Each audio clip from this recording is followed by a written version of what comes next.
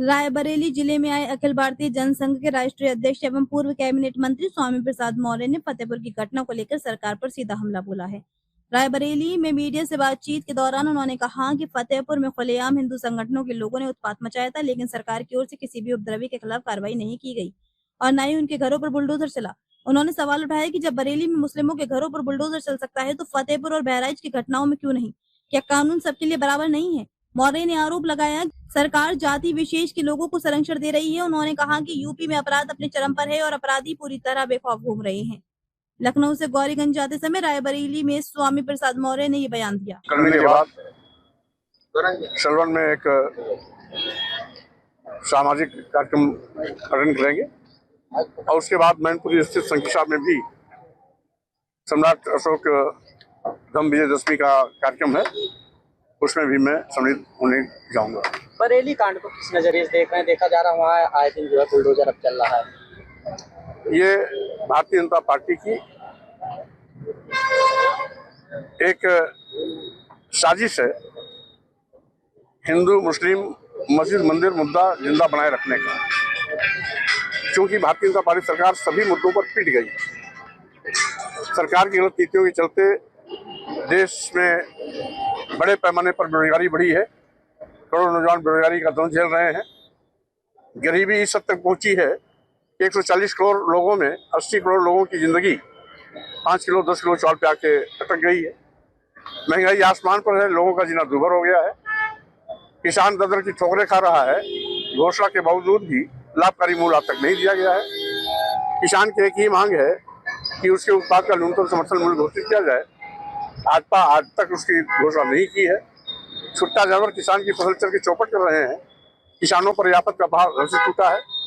वहीं पर योगी सरकार 27,764 स्कूल बंद करने जा रही थी। अपनी जनता पार्टी के कड़े विरोध के फलस्वरूप सरकार को अपना निर्णय वापस लेना पड़ा। यद्यपि अभी भी तमाम ऐसे स्कूल हैं जिसमें ताला लग गए थे, आज तक नहीं खुले हैं। साथ ही साथ आज उत्तर प्रदेश की कानून व्यवस्था पूरी तरीके से ध्वस्त हो गई। पूरा प्रदेश जंगलराज बन गया है। गुंडे माफिया अपराधी बेखौफ सत्ता के संरक्षण में कानून की धज्जियां उड़ा रहे हैं और सरकार गूंगी बहरी अंधी बनकर के तमाशा देख रही है। कानून भंग हो चुका है। कानून का हाथ अपराधियों की गिरबान तक नहीं पहुंच रहा है।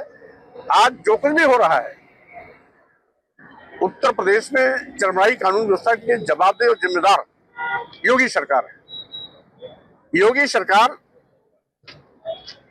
एक जाति विशेष धर्म विशेष के लोगों को बढ़ावा दे रही है। अन्य धर्मावलंबियों को कुचलने का काम कर रही है।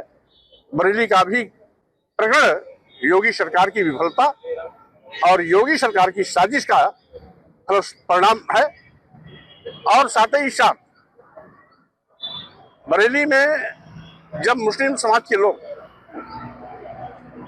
जिलाधिकारी के यहाँ ज्ञापन देने जाते हैं, उन पर लाठीचार्ज होता है, रोका जाता है और मुख्यमंत्री कहते हैं गजवाए हिंद नहीं चलेगा। लेकिन जब बहराइच में जय श्री राम जय बजरंगबली का नारा देकर के मुस्लिम समाज की दुकानें तोड़ी जाती हैं, उनके घरों पर उनका मजहबी झंडा फाड़ा जाता है, मस्जिदों में उत्पात में जाता है, दुकानों में आग लगाई जाती है, पूरा बहराइच जलता है, तब उनको जय श्री राम और जय बजरंगबली के नाम पर किया गया नंगा नाच गजवाए हिंद नहीं दिखाई पड़ता। इमरान मकसूद का भी एक बयान अभी इसी तरीके से 3 महीना पहले फतेहपुर में एक मकबरे को, वो मकबरा बहुत पुराना है, जय श्री राम बजरंगबली का नारा देकर के एक धर्म विशेष जाति विशेष के लोग वहां जाकर के फावड़े कुदाली से उसको तोड़ना शुरू कर दिए। वहां मुख्यमंत्री को गजवाए नहीं दिखाई पड़ा।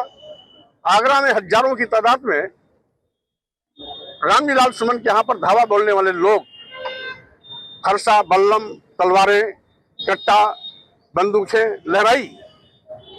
मुख्यमंत्री भी आगरा में थे, एक के खिलाफ कार्रवाई नहीं हुआ, वहां गजवाए नहीं दिखाई पड़ा। और बरेली में शांतिपूर्वक धरना प्रदर्शन और ज्ञापन देने पर उनको गजवाए हिंद दिखाई पड़ता है। तो जब मुख्यमंत्री किसी जाति विशेष राजनीतिक दुर्भावना से इस प्रकार के घटिया काम करेगा तो स्वाभाविक रूप से उत्तर प्रदेश की कानून व्यवस्था चरमराएगी।